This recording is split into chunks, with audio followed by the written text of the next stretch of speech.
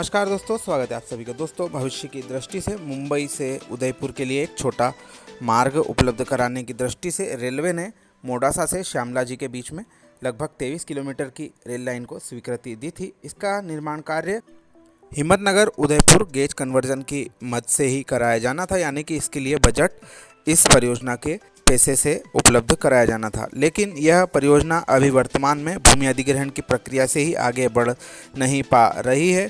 ताज़ा समाचार यह आया है कि जो संबंधित गांव है वहां पर मोडासा श्यामला जी ब्रॉडगेज रेलवे के द्वारा अधिग्रहित जमीन के कम दाम अवार्ड देने पर 14 गांवों के किसानों की बैठक उम्मेदपुर जी में हुई। तब से सरकार को जमीन न देने का फैसला सर्वसम्मति से ले लिया गया है। मोडासा श्यामला जी ब्रॉडगेज रेलवे में जमीन अधिग्रहण की प्रक्रिया चल रही है।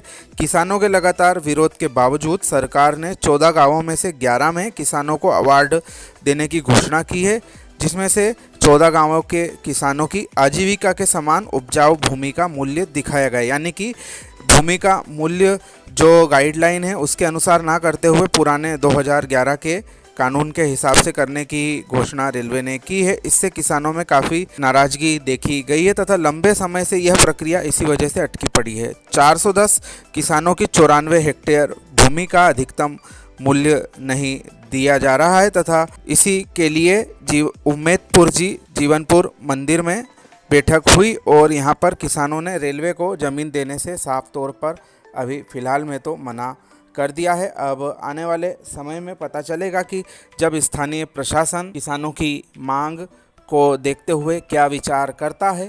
तो यह महत्वपूर्ण रेलवे लाइन फ़िलहाल में तो अभी बनने की स्थिति में नहीं नज़र आ रही है।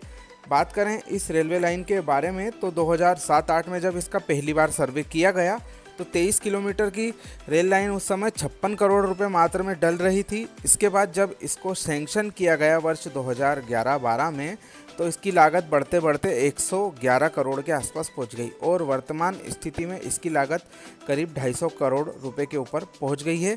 साथ ही इसमें भूमि अधिग्रहण की राशि नहीं जुड़ी है, तो उसको यदि हम जोड़ लें तो यह करीब 300 करोड़ के ऊपर पहुँच जाएगी।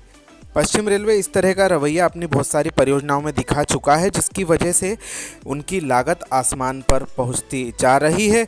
यदि वह इस परियोजना के मन मुताबिक पैसा जो किसान चाह रहे हैं कि नए नियम के अनुसार उन्हें पैसा दिया जाए वो दे देते तो इस परियोजना की लागत जो अब दोगुनी तिगुनी बढ़ती जा रही है उससे तो बचा जा सकता था, क्योंकि वह पैसा जो लागत बढ़ती जा रही है उससे काफ़ी ज़्यादा होता जा रहा है। लेकिन फ़िलहाल में जैसा कि आप सभी को हमने जानकारी दी है कि किसानों ने विरोध जताने के बाद में अभी फ़िलहाल में भूमि अधिग्रहण की प्रक्रिया पे अंकुश लगता दिखाई दे रहा है, क्योंकि रेलवे इस परियोजना के लिए सर्वसम्मति से कार्य करना चाहती है, लेकिन यदि नाराज़गी है तो उसे पहले दूर करना होगा। इस बारे में आप अपनी राय कमेंट में ज़रूर दें। आप सभी का धन्यवाद।